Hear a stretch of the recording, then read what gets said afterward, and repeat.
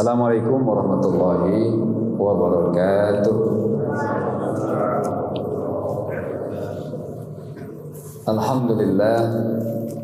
Alhamdulillahilladzi arsala rasulahu bil huda wa dinil haqq liyudhhirahu 'alad dini kullihi wa kafa billahi shahida.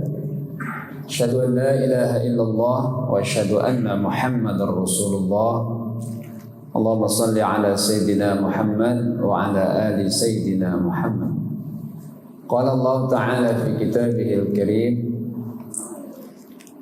A'udzu billahi minasy syaithanir rajim. Bismillahirrahmanirrahim. Afala yatadabbaruna al-Qur'ana am 'ala qulubin aqfaluha. Afala yatadabbaruna al-Qur'an aw kana min 'indi ghayri Allahi lawajadu fihi ikhtilafan katsira. Sadaqallahul adzim. Hadirin jamaah salat subuh Masjid Nurul Iman yang berbahagia, segala puji kita panjatkan kehadirat Allah Subhanahu wa taala. Bersyukur dengan segala nikmatnya, nikmat sehat, nikmat kuat, sempat, terlebih nikmat iman dan nikmat Islam yang masih kita dapatkan sampai hari ini. Mudah-mudahan Allah mencatat kita sebagai hamba-Nya yang bersyukur dengan nikmat-Nya. Amin. Salawat dan salam kita sampaikan dan semoga tercurah kepada junjungan kita yang mulia Rasulullah Muhammad sallallahu alaihi wa alihi wasallam. Hadirin yang berbahagia, alhamdulillah kita kembali lagi duduk di majelis ilmu melanjutkan kajian tafsir Al-Quran. Seingat saya bulan lalu sudah sampai surat Al-Zalzalah. Kali ini kita lanjut ke surat Al-Bayyinah. Sebelum lebih lanjut kita membahasnya, kita samakan bacaan kita. Kita niatkan untuk membaca ayat Quran surat Al-Bayyinah. Membacanya dapat pahala 10 kebaikan per huruf. Mendengarnya mendapatkan rahmat dari Allah. Kalau tentang yang kedua, Allah berfirman, wa idza quri'a 'alaimul Qur'an fastami'u lahu wa ansitu la'allakum turhamun. Kalau dibacain kepada kamu Al-Qur'an, dengerin, maka kamu akan mendapatkan rahmat. Dengerin dapat rahmat. Kalau baca mendapatkan pahala 1 huruf diganda menjadi 10 kebaikan. Baik. Yuk kita sama lafadzkan ya. Surat Al-Bayyinah. Lagunya lagu Jiharkah ya. Lagunya lagu Jiharkah. Bismillahirrahmanirrahim. Silakan.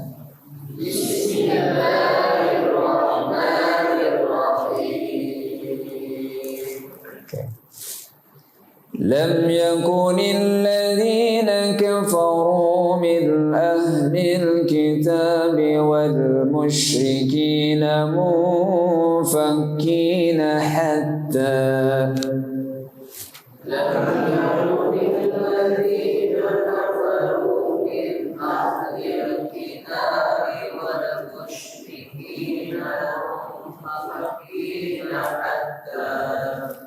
حتى تأتيهم البينة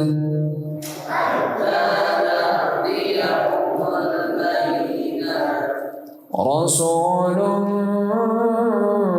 من الله يتلو صحفا مطهرة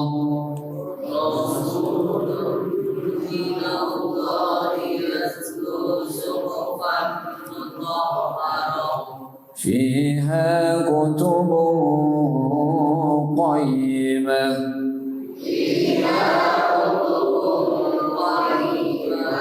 Ditahan ya.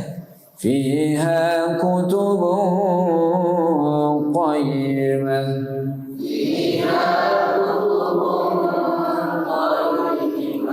Oke. Wa ma tafarraqa alladhina utul kitaba illa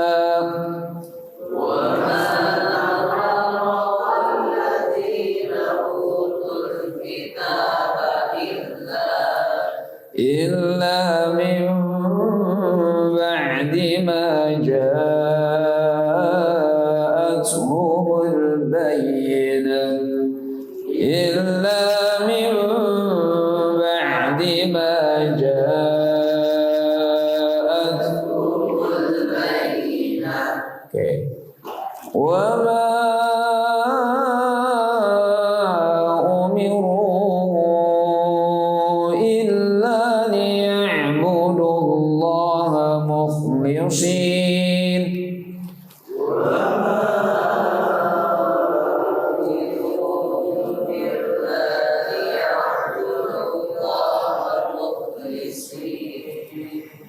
مخلصين له الدين حنفاء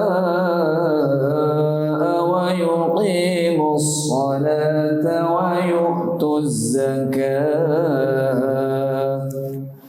مخلصين له الدين حنفاء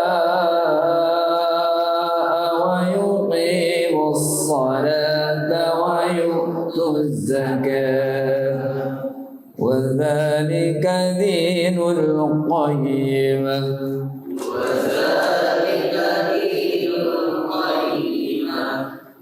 إلا الذين كفروا من أهل الكتاب والمشركين في نار جهنم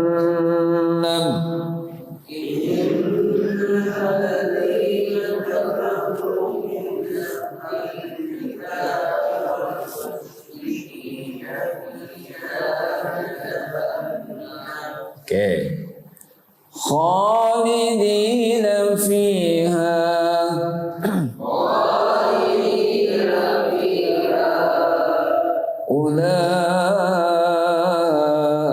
أولئك هم شر البرية.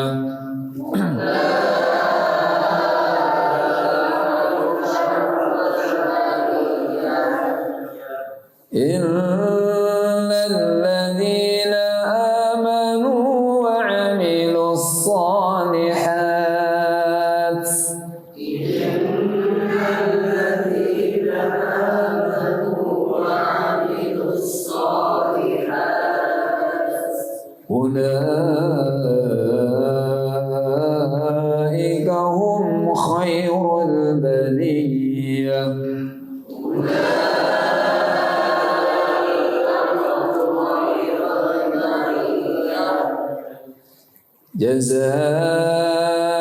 جزاؤهم عند ربهم جنات عدن تجري جزاؤهم عند ربهم جنات عدن تجري من تحتها الأنهار خالدين فيها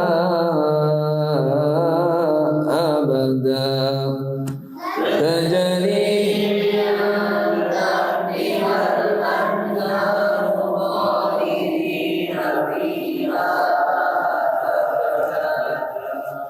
رضي الله عنهم ورضوا عنه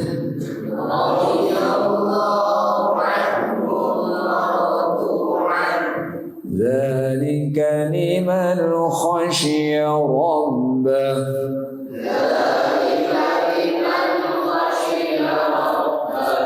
Sadaqallahul azim. Panjang ya suratnya. Baik, hadirin bapak-bapak, ibu-ibu, anak-anak yang berbahagia. Surat Al-Bayyinah. Kita coba jelaskan. Surat ini turun di kota Madinah di saat Rasul sudah hijrah ke Madinah Al-Munawwarah. Ayat ini, surat ini diawali dengan lam yakunil ladzina kafaru min ahlil kitab. Artinya orang-orang kafir dari ahlil kitab dan orang musyrik tidak akan munfakin, ya, lam yakun munfakin, tidak akan meninggalkan, tidak akan berpisah. Berpisah dari apanya? Dari keyakinannya, dari agamanya, hatta sampai ta'tiyahumul bayyinah, sampai datang kepada mereka al-bayyinah. Bayyinah itu keterangan. Dari kata inilah surat ini dinamai al-bayyinah. Nah, saudara-saudara, Bapak Ibu yang berbahagia, kita lihat di sini. Allah menyebut orang kafir itu dengan dua kategori, ya. Jadi yang disebut orang kafir itu pertama ahlul kitab, yang kedua adalah orang musyrik. Nah, ini istilah ini. Jadi kafir itu bisa ahlul kitab, bisa musyrik. Kafir sendiri kan artinya orang yang tertutup, ya. Orang yang tertutupi hatinya untuk menerima Islam. Dan itu ada dua. Imma ahlul kitab wa imma al-musyrik.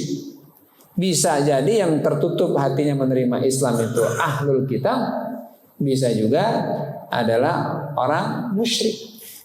Pertanyaan berikutnya, ahlul kitab itu siapa? Orang yang diberikan Alkitab kepada mereka. Dalam banyak penjelasan, yang dimaksud dengan ahlul kitab adalah Yahudi dan Nasrani. Oke, kenapa mereka dibedakan kekafirannya dengan musyrik? Ya, sama-sama kafir nih, tapi ahlul kitab dan musyrik itu beda. Nah, kalau ahlul kitab tadi adalah mereka yang tertutup hatinya menerima cahaya Islam, padahal mereka diberi Alkitab, Taurat dan Injil. Sementara yang musyrik, nah ini siapa ini? Nah, yang musyrik itu yang memang selain Yahudi dan Nasrani. Kalau kita lihat sosial, kultural atau politik di Madinah, kita akan menemukan ahlul kitab ini Yahudi Nasrani, sementara musyrik ini mereka dari suku Aus dan Khazraj yang mereka bukan Yahudi, bukan Nasrani, bukan juga Islam. Mereka masih penyembah berhala. Nah, itu. Nah, saudara-saudara, kenapa sih nggak langsung aja dikatakan mereka itu musyrik? Emang ini beda, Pak, ahlul kitab ini. Yahudi Nasrani ini beda. Dia memang tidak mengimani Allah dan Rasulnya, tetapi sesungguhnya ada titik kesamaan. Mereka itu masih menganggap ada Allah sebagai Tuhan, tetapi Tuhan yang beranak, Tuhan yang punya apa? Yaitu Tuhan yang tidak hanya sendiri, tapi dia punya anak. Tapi kalau orang musyrik sama sekali memang mereka tidak mengenal Allah sebagai Tuhan. Tuhan mereka adalah berhala. Lata, Uzza, Mana, yang paling besar adalah Hubal. Tapi kalau Yahudi Nasrani, dia beriman kepada Allah. Tanya kepada mereka, siapa Tuhannya? Allah. Siapa Tuhannya? Yahweh kalau kata orang Yahudi. Tetapi Allah yang punya anak. Maka dalam surat Al-Maidah Allah berfirman, wa qalatil yahudu Uzairun ibnullah wa qalatin nasara Isa ibnullah.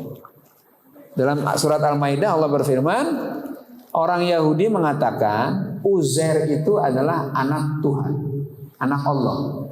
Sementara orang Nasrani mengatakan Isa itu putra Tuhan. Nah, disinilah dalam akidah kita menjadi cacat. Sementara dalam akidah Islam dijelaskan secara gamblang, qul huwallahu ahad, Allahus samad, lam yalid wa lam yulad wa lam yakul lahu kufuwan ahad. Katakan ya Muhammad, Allah itu esa. Dia tempat bergantung yang tidak beranak dan tidak diperanakan. Itu jelas itu. Nah, itu bedanya. Samanya kita dengan Yahudi dan Nasrani sama-sama meyakini Allah. Bedanya kita meyakini tidak ada Allah itu punya anak dan tidak diperanakan. Kalau mereka mengakui bahwa Allah itu punya anak. Bedanya dengan orang musyrik, kalau musyrik nggak mengenal Allah, ya. Nah, maka dalam hal ini kekafiran itu dibagi menjadi dua, ahlul kitab dan musyrik. Ya. Di Mekah Rasul mendapati dua kelompok ini. Di Madinah pun demikian. Nah, baik, itu yang pertama. Jadi Allah jelaskan orang yang ahlul kitab dan musyrik tidak akan pernah meninggalkan agama mereka sampai datang al-bayyinah, kebenaran itu. Nah, kita uji nanti apakah kebenaran itu datang terus mereka berbondong-bondong masuk Islam. Kita lihat. Yang berikutnya, Rasulun minallah, seorang rasul yang datang dari Allah. Artinya ini rasulnya bukan rasul-rasulan, rasul jadi-jadian. Karena hari ini banyak ngaku nabi, ngaku rasul. Tapi hanya ngaku. Kalau ngaku siapa aja boleh ngaku, ya kan? Ternyata dari sekian banyak yang ngaku nabi, ujung-ujungnya apa sih? Dunia. Ujung-ujungnya cari materi. Musodek ketika ngaku jadi nabi, itu berapa ribu hektar itu dia punya tanah di Kalimantan itu. Karena kalau mau daftar jadi pengikut dia, nah itu mesti ada maharnya itu.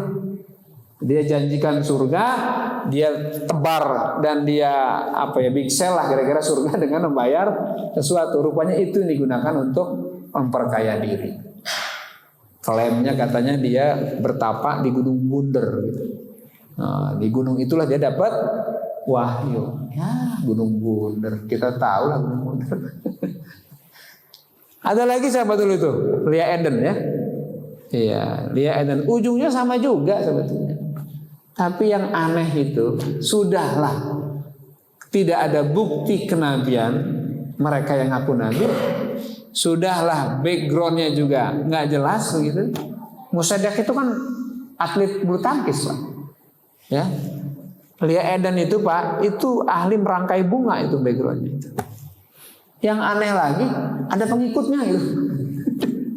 Yang aneh lagi banyak yang percaya gitu. Tapi rupanya Indonesia apa sih yang nggak laku Pak? Ya. Indonesia apa aja laku, nabi palsu aja laku. Nah baik, Bapak Ibu Saudara yang berbahagia, jadi kenabian Rasulullah Muhammad Sallallahu Alaihi Wasallam betul-betul nabi karena ada bukti, ada bayyinah, ada tanda, ada mukjizat yang bisa ditampilkan, yang bisa dihadirkan sampai orang percaya. Nah sekarang gini Pak, kita diuji nih. Ini kan keislaman orang hari ini betul-betul teruji loh Pak. Keimanan kita hari ini itu betul teruji. Kenapa teruji? Karena kalau di zaman sahabat mereka beriman kepada Allah, percaya kepada Rasul, itu nabinya ada. Rasulnya berada di antara mereka. Mukjizat itu mereka saksikan. Di saat misalnya keluar dari jari Rasulullah air, kan? Sehingga mereka bisa minum dan bisa berwudu. Rasul memperbanyak makanan. Kemudian batu dibelah sama Rasulullah, batu yang keras. Apalagi? Ya membelah bulan. Apalagi? Banyak sekali. Nah, di samping Al-Quran itu sendiri, mereka menjadi beriman. Ya, terakhir Rasulullah itu di Madinah. Ini datanya ya, datanya. awal masuk Madinah, yang dari Mekah itu kan tidak lebih dari 100 orang. Tidak lebih dari 100 orang. Sementara yang Ansor banyak, Pak. Pada saat perang Khandaq tahun kelima dari hijrah, penduduk Madinah kira-kira ya 10 sampai 15 ribu lah. Ya. 10 sampai 15 ribu itu, Pak. Tapi pada tahun ke-10 dari hijrah, artinya 10 tahun atau bukan 5 tahun kemudian, umat Islam yang ada di Madinah itu sampai 114, ada yang mengatakan 140 ribu. Berapa lompatannya itu? Ya. Nah, saudara-saudara yang berbahagia, jadi kenabian Nabi Muhammad SAW itu dengan bukti, dengan mukjizat yang tampak. Nah, hari ini apa yang menyebabkan, yang mendorong kita ini beriman kepada Allah dan Rasul? Apa karena kita ketemu Nabi? Ada yang ketemu Nabi? Nabi palsu ya kali ya. Apakah kita bersama Nabi? Apa kita bersaksi akan turunnya Al-Quran yang 30 juz ini?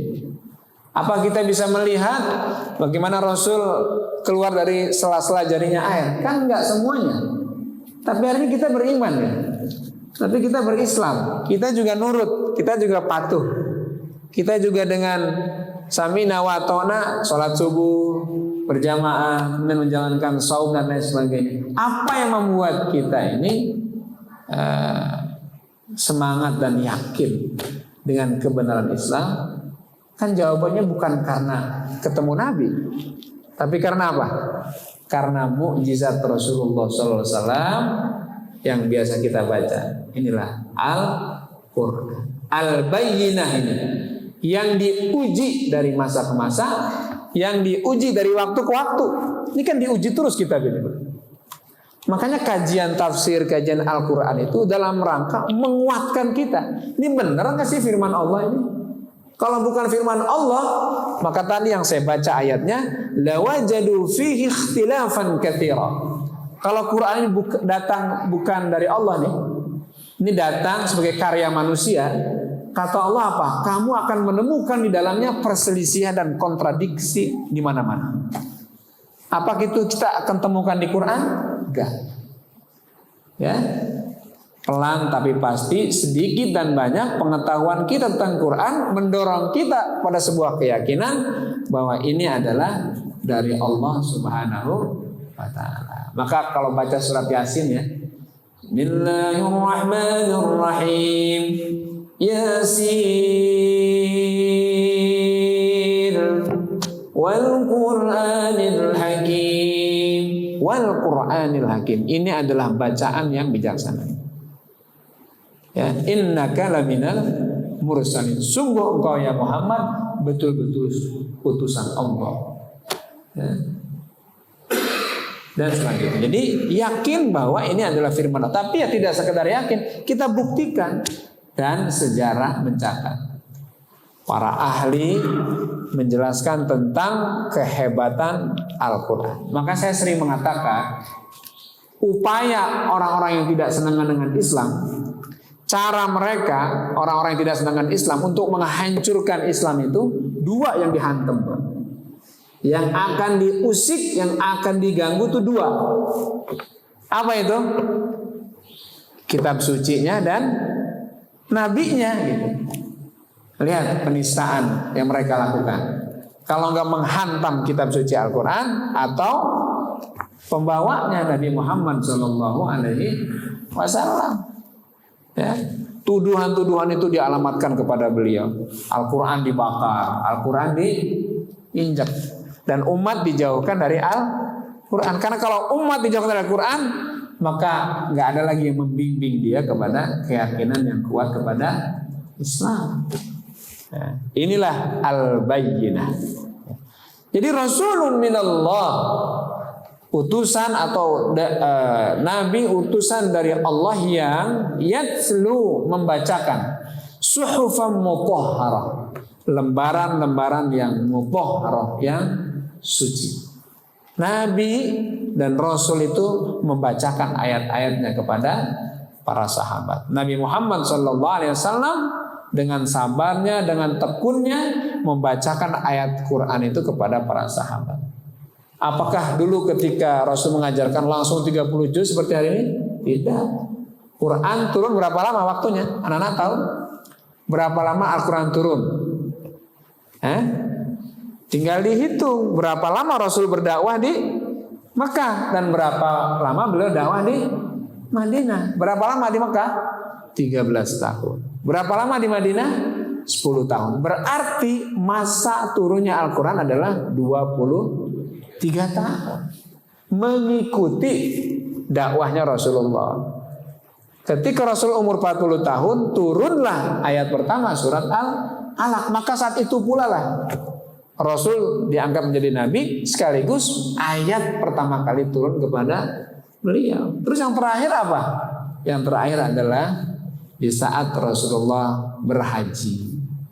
Itu ayat terakhir turun adalah surat Al-Maidah ayat 3. Al-yawma akmaltu lakum dinakum wa atmamtu alaikum ni'mati wa raditu lakumul Islam dinan.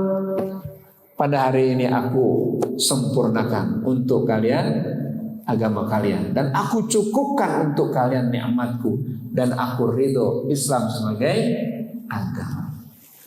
Udah disempurnakan, udah dicukupkan, udah diridhoi, berarti tuntas semua. Makanya ketika ayat ini turun, Pak, ada dua sikap sahabat. Kebanyakan gembira, kebanyakan senang. Wah, alhamdulillah, Islam sudah sempurna. Nikmat Allah sudah dicukupkan. Dan Allah meridhoi ini sebagai sebuah agama. Gembira mereka, Pak. Tapi ada satu sahabat justru sebaliknya. Dia pergi ke sudut tempat dan disitulah dia menangis, Pak. Disitulah dia berdiam gitu.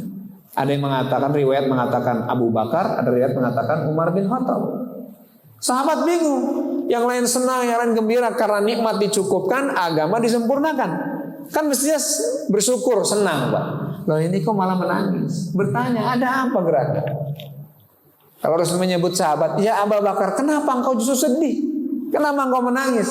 Bukanlah kita layak gembira karena Allah sudah sempurnakan agama ini, Allah sudah cukupkan nikmat ini. Apa kata Abu Bakar? Wahai saudaraku, coba kita perhatikan bahwa agama disempurnakan, nikmat dicukupkan, dan Allah meridhoi ini sebagai sebuah agama. Itu kan artinya kalau udah sempurna, kalau udah cukup, berarti udah selesai. Kalau agama ini sudah diridhoi, nikmatnya sudah dicukupkan, agama ini disempurnakan, maka pembawa agama itu yang selalu membacakan kita tentang Al-Quran itu berarti juga selesai misinya. Artinya kalau selesai misinya, dia akan kembali kepada Tuhannya. Berarti Rasulullah Muhammad tidak lama lagi akan berpisah dengan kita. Kan udah selesai, kan udah sempurna. Ibarat kalau ada pendakwah, ada musafir datang ke sebuah kampung, dia sampaikan semua yang menjadi tujuannya. Setelah selesai, apakah dia akan berlama-lama di kampung itu? Enggak lah. Apa yang akan terlakukan? Pergi dia. Dan tak tampak lagi, tak terlihat lagi. Kata Abu Bakar, demikianlah kalau kita baca ayat tadi itu. Sudah sempurna agama ini, sudah cukup nikmat ini, berarti pembawa agama dan pembawa Al-Quran itu akan pamitan dari kita. Dan ternyata benar. Berapa lama kemudian Rasul berpisah? 3 bulan kemudian Rasul sakit-sakitan dan akhirnya berpulang ke hadirat Allah Subhanahu wa ta'ala. Nah, mendengar alasan Abu Bakar seperti itu, Pak, yang tadinya sahabat gembira, senang, langsung saut-sautan mereka nangis, sedih karena penjelasan dari Abu Bakar Siddiq. Masya Allah. Nah, Bapak, Ibu-ibu yang berbahagia, jadi Rasulullah menyampaikan, mengajarkan, membimbing para sahabatnya dengan Al-Quran dalam waktu yang lama, 23 tahun. Disitulah kita baru tahu, oh ini surat Makkiyah, Oh, ini surat Madaniyah. Makkiyah dia turun di Mekah. Madinah artinya turun setelah hijrah. Dan surat ini turun di kota Madinah. Ya. Ada riwayat mengatakan tahun ketiga dari hijrahnya Rasulullah Muhammad Sallallahu Alaihi Wasallam. Oke. Bagaimana dengan nabi yang lain? Apakah mereka juga membacakan? Iya. Nabi Isa membacakan kitab Injil kepada Bani Israel. Nabi Musa membacakan Taurat kepada Bani Israel.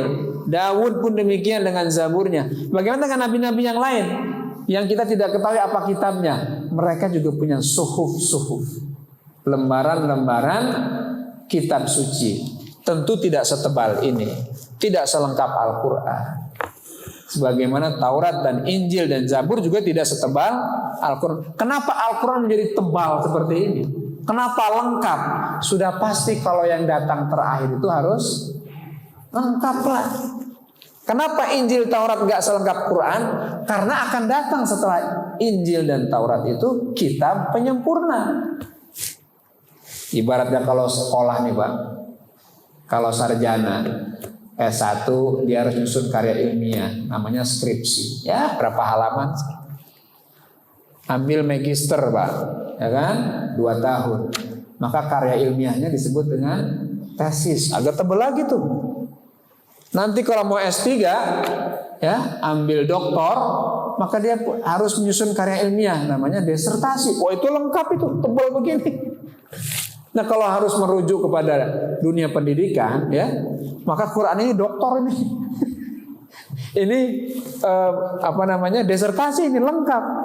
Yang sebelumnya tidak boleh dan tidak mungkin lengkap karena dia masih terbatas umatnya dan juga tantangannya tidak sekompleks umat Rasulullah Muhammad Sallallahu Alaihi Wasallam. Nah, maka ada suhuf siapa misalnya? Suhufi Ibrahim wa Musa.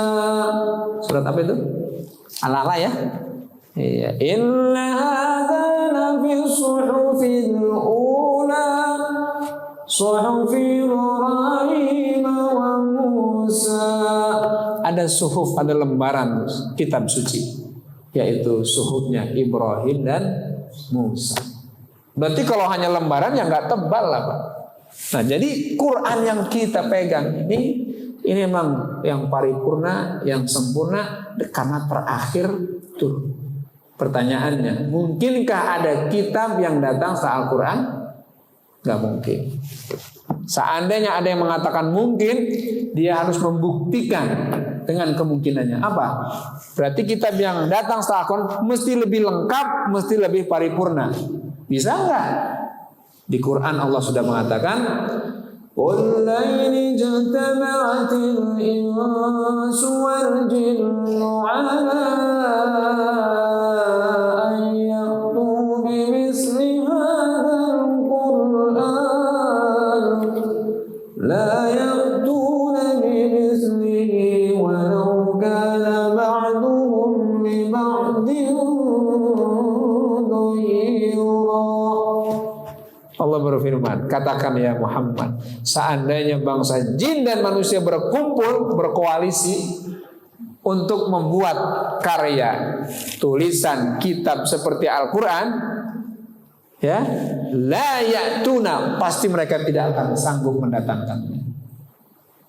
Bahkan kalau mereka harus kumpul bareng, panitia besar, ya, persiapan yang matang, tidak akan sanggup mendatangkan seperti Al-Quran. Lihat hari ini apakah ada orang yang buat Al-Quran? Nggak ada Pak. Nggak ada dan tidak akan pernah bisa.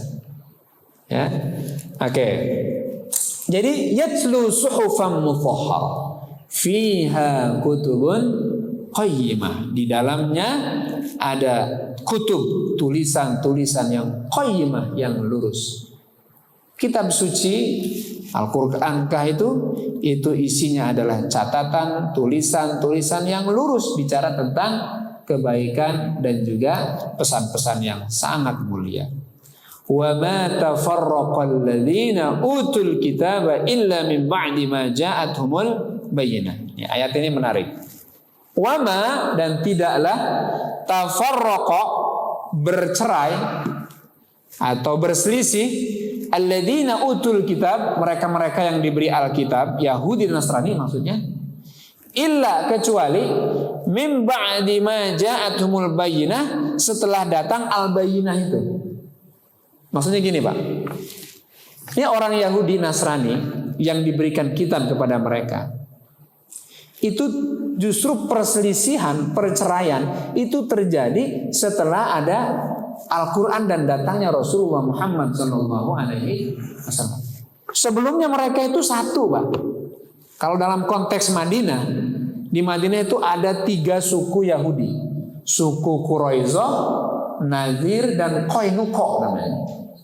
3-tiganya ini kompak. Mereka Yahudi, mereka mengikuti Taurat dan Injil, dan mereka ketika ada clash gitu ya, ada perselisihan dengan orang-orang Madinah, Yathrib, suku Aus dan Khazraj, mereka selalu mengatakan, nanti bersama kami akan datang loh Nabi terakhir, akan datang kepada kami Nabi terakhir, dan kami akan kalahkan engkau dengan Nabi itu.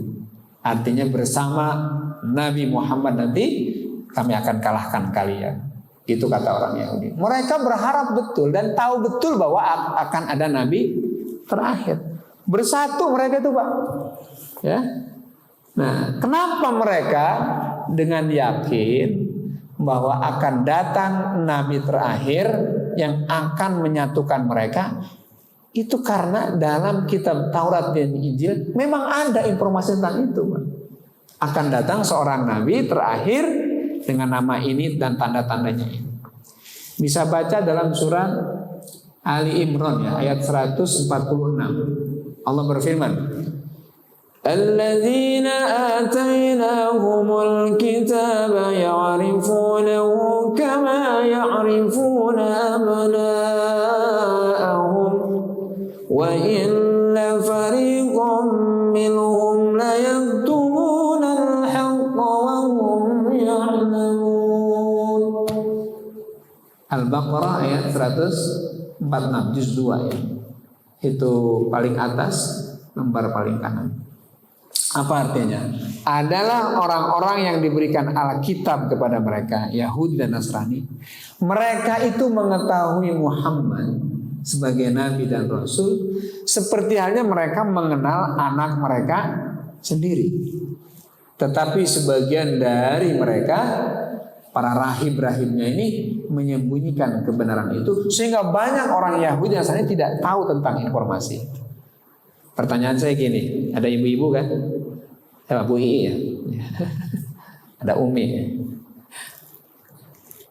Jadi pengetahuan seorang ayah, pengetahuan seorang ibu terhadap anaknya itu kira-kira taunya tahu banget atau aja? Pak, punya anak kan? Sama anak itu tahu banget atau aja, Pak? Tahu banget, bukan tahu aja ya. Kenapa tahu banget? Ya orang kita yang ngurus Pak, kita yang ngasuh dari kecil sampai gede. Berarti kan bukan tahu aja, tapi tahu banget. Kalau saya sama ya bapak-bapak kan tahu aja, tahu aja. Kalau tahu banget enggak lah, kebiasaannya apa? Kalau bangun tidur jam berapa saya nggak tahu tuh. Tapi kalau sama anak ya tahu banget lah, ya. Culasnya bagaimana, misalnya kan, isengnya bagaimana, tahu banget. Nah Allah menjelaskan dalam ayat tadi itu bahwa orang Yahudi dan Nasrani, pengetahuan mereka tentang Rasulullah itu seperti mereka mengenal anak mereka sendiri. Kira-kira tahu kepada Rasulullah tahu banget, tahu aja? Tahu banget. Tahu banget mereka itu, Pak. Tahu banget. Jadi bukan misteri itu, bukan rahasia. Tahu betul karena lengkap informasi itu dalam kitab Taurat dan Injil. Baca surat As-Saff ya, anak-anak hafal ya. Wa idza qala Isa ibn Maryam ya bani Israil inni rasulullah ilaikum musaddiqan lima ma'akum. lima baina yadayya minat Taurat wa mubasysyiran bi rasulin ya'ti min ba'di ismuhu Ahmad. Ingatlah ketika Isa putra Maryam berkata kepada orang Israel, wahai orang Israel, sesungguhnya saya ini membenarkan kitab sebelumnya, Taurat, Zabur dan sebagainya, dan saya memberikan kabar gembira buat kalian, akan datang seorang nabi setelah saya namanya Ahmad. Tapi apa ujung ayat itu? Falamma ja'ahum bil bayyinat qalu hadza sihrun mubin. Tapi ketika Nabi Muhammad itu datang kepada mereka dengan tanda-tanda yang benar, mereka bilang apa? Ini sih sihir yang nyata. Ini sih kebenaran aja. Begitu jawabannya. Nah, baca juga surat Al-Baqarah juz 1 ayatnya 89. Allah berfirman, "Walamma ja'ahum kitabun min 'indillah musaddiqul lima ma'hum." Ya. Falamma ja'ahum bil bayyinat, falamma ja'ahum rasulun min 'indillah, walamma ja'ahum kitabun min 'indillah musaddiqul lima ma'hum wa kanu min qablu yastaftihun. Falamma ja'ahum ma 'arafu kafaru bi fala'natullah 'alal kadhibin. Begitu ayatnya. Apa kata Allah? Ketika datang kepada mereka kitabun min 'indillah, kitab dari sisi Allah, musaddiq, mereka benarkan itu. Tapi falamma ja'ahum ma 'arafu, tapi ketika datang ya, apa yang disampaikan diberitakan dalam kitab tadi yang mereka imani, seorang nabi namanya Muhammad dari bangsa Quraisy, kafaru bih, mereka ingkari itu. Setelah datang mereka ingkari, padahal wa kanu yastaftihuna 'alal ladzina kafaru. Dulu mereka sering bilang, hati-hati ya, awas lo, nanti akan datang nabi terakhir, Ahmad atau Muhammad. Kalau dia datang bersama kami, saya akan kalahkan kalian. Begitu cara mereka mengancam orang-orang kafir, Aus dan Khazraj.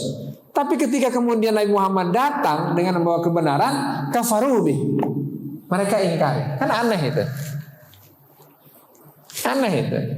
Siapakah mereka? Itulah orang Yahudi yang Allah jelaskan tadi dalam surat Al-Baqarah ayat 89 juz 1 paling atas itu orang Yahudi yang mereka punya pengetahuan lengkap, punya pemahaman yang baik tentang Islam, tentang Rasulullah, tapi ketika tahu bahwa nabinya ini bukan dari Israel, terus mereka ingkari. Itu. Jangan salah dan jangan aneh kalau banyak dari cendekia orang Yahudi itu yang paham Quran. Gurunya siapa? Almarhum Nurholis Majid. Kalau nggak salah dia kuliah di Harvard ya. Itu dosennya itu adalah orang Yahudi. Dan dia banyak hafal tentang Al-Quran. Tapi Al-Quran yang dia hafal tidak mendorong dia dapat hidayah. Terus untuk apa dia Quran hafal? Sebagai sains, sebagai pengetahuan. Jangan kaget juga kalau seorang paus, apakah Benedictus atau Paus Paulus, itu di buku perpustakaannya ada Al-Quran. Jangan aneh, itu biasa. Bahkan juga para rahib-rahib, pendeta-pendeta Yahudi. Gitu. Jadi keegoan mereka lah, dan keangkuhan mereka karena mereka adalah bangsa utama, itu yang menghalangi mereka untuk masuk ke dalam Islam. Ayatnya jelas ya. Oke, Bapak-bapak, Ibu-ibu yang berbahagia. Jadi justru wa ma tafarraqal ladzina utul kitab, justru perselisihan, perbedaan itu terjadi setelah datang al-bayyinah, setelah datang Al-Qur'an dan Rasulullah Muhammad sallallahu alaihi wasallam. Ketika Rasul datang ke Madinah, justru mereka ada yang tetap dengan keyahudiaannya, tapi ada juga yang masuk Islam. Di antara yang masuk Islam itu pendeta Yahudi namanya Abdullah bin Salam. Siapa namanya, Dek? Nana? Abdullah bin Salam. Namanya bagus gak? Bagus ya. Abdullah bin Salam pendeta Yahudi yang dia cek, dia cross check, dia teliti. Oh iya bener ini, tanda-tanda kenabian itu melekat semuanya pada diri Rasulullah. Tambah lagi Pak, ini bukti bahwa mereka tahu banget tentang Nabi itu. Kan Rasul hijrah nih Pak, dari Mekah ke Madinah. Seluruh sahabat udah hijrah semuanya. Yang terakhir hijrah itu adalah Rasulullah dan Abu Bakar. Dari Mekah nih sudah digadang-gadang nih, sudah dinanti-nanti nih Rasulullah akan sampai di Madinah. Itu sahabat kerjanya tiap pagi itu nungguin aja, nungguin Rasulullah datang Pak. Mereka pergi ke pinggiran kota Madinah. Dari arah mana? Dari arah selatan, karena Madinah itu utaranya Mekah.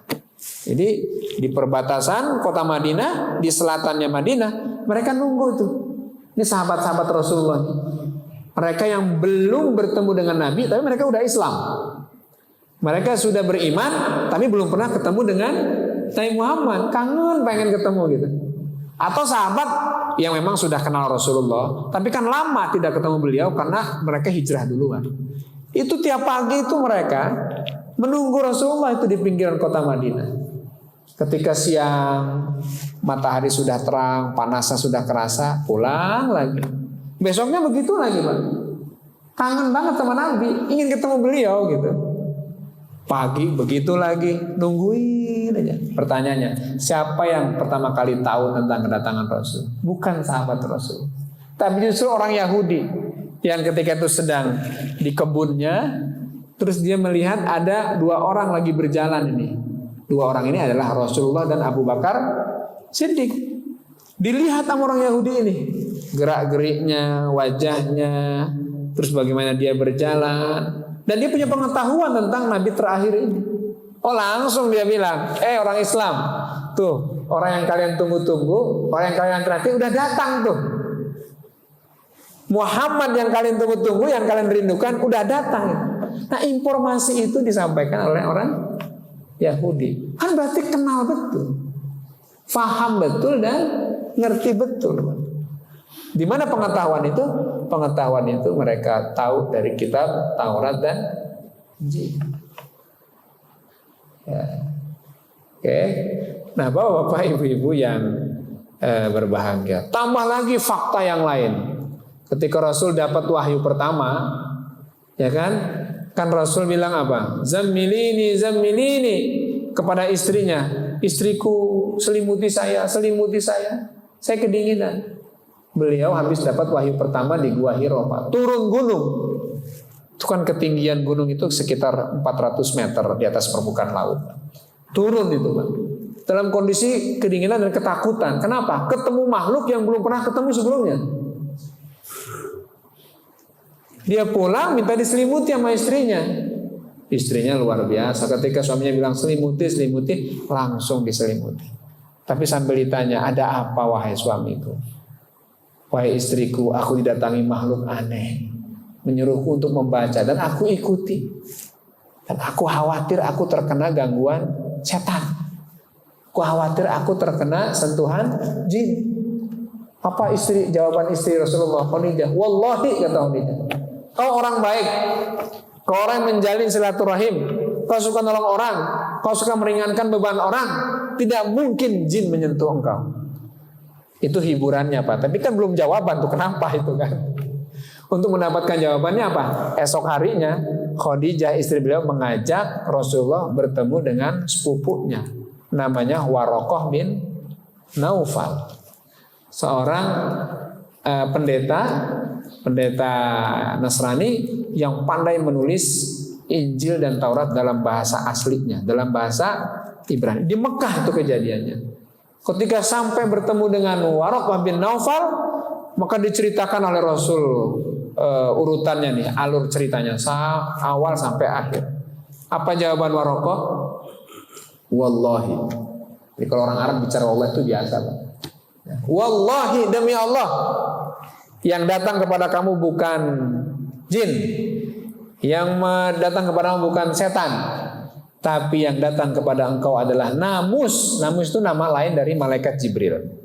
Yang datang kepadamu itu adalah namus Jibril, sebagaimana dia pernah datang kepada Musa, sebagaimana ia pernah datang kepada Isa. Yang datang kepada engkau adalah Jibril menyampaikan wahyu. Dan tidaklah seorang mendapatkan wahyu dan didatangi oleh Jibril kecuali dia nanti akan dimusuhi oleh kaumnya dan akan diusir oleh kaum. Ini Waraqah tahu tuh Pak, kalau nanti Rasul itu akan terusir dari Mekah.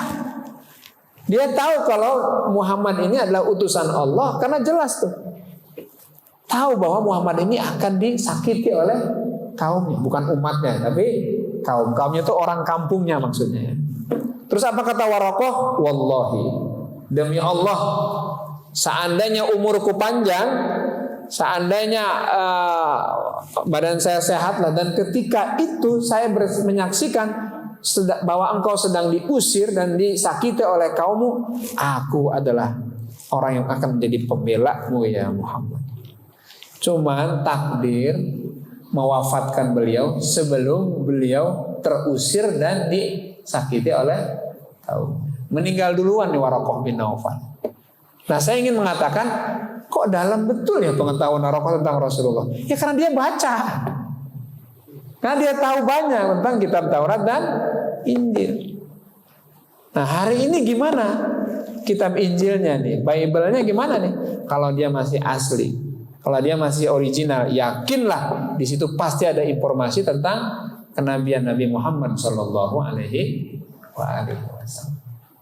Maka saya pernah tadi mengatakan, yang akan terus dilakukan oleh orang yang tidak senang dengan Islam adalah merusak kitab sucinya.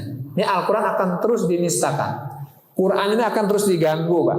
Dibakarlah, dipalsukanlah, macam-macam. Makanya pemeliharaan Allah terhadap agama ini adalah Al-Quran itu tidak hanya ditulis, tapi dihafal. Kalau ditulis bisa dirubah, Pak. Dicetak sebanyak mungkin gitu. Kan gampang juga dipalsukan sebanyak mungkin. Tapi itu tidak akan mungkin berhasil. Mereka boleh merubah teks Al-Quran, tapi tidak akan bisa merubah hafalan orang Islam. Maka menghafal Quran itu kemuliaan tersendiri, dan dia menjadi keluarganya Allah Subhanahu wa Ta'ala dalam sebuah hadis begitu. Karena dia menjaga keberlangsungan agama Allah, yaitu agama Islam. Mudah-mudahan kita diberikan kecintaan kepada Al-Quran. Amin ya rabbal alamin. Sudah masuk waktu syuruk. Ada pertanyaan? Sekiranya ada pertanyaan, dipersilakan.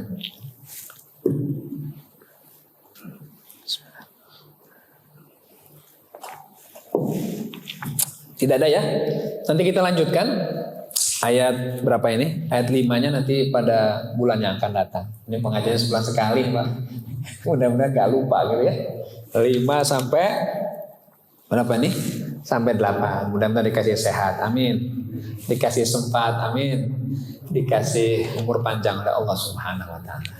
Demikian kira-kira apa yang bisa saya sampaikan. Mudah-mudahan ada manfaatnya. Al-haqqu min rabbik, kebenaran dari Allah. Fala takunanna minal mumtarin, jangan ragu untuk mengimaninya. Kita tutup pengajian kita dengan kafaratul majlis. Subhanaka Allahumma bihamdika asyhadu an la ilaha illa anta astaghfiruka wa atubu ilaik. Assalamualaikum warahmatullahi wabarakatuh.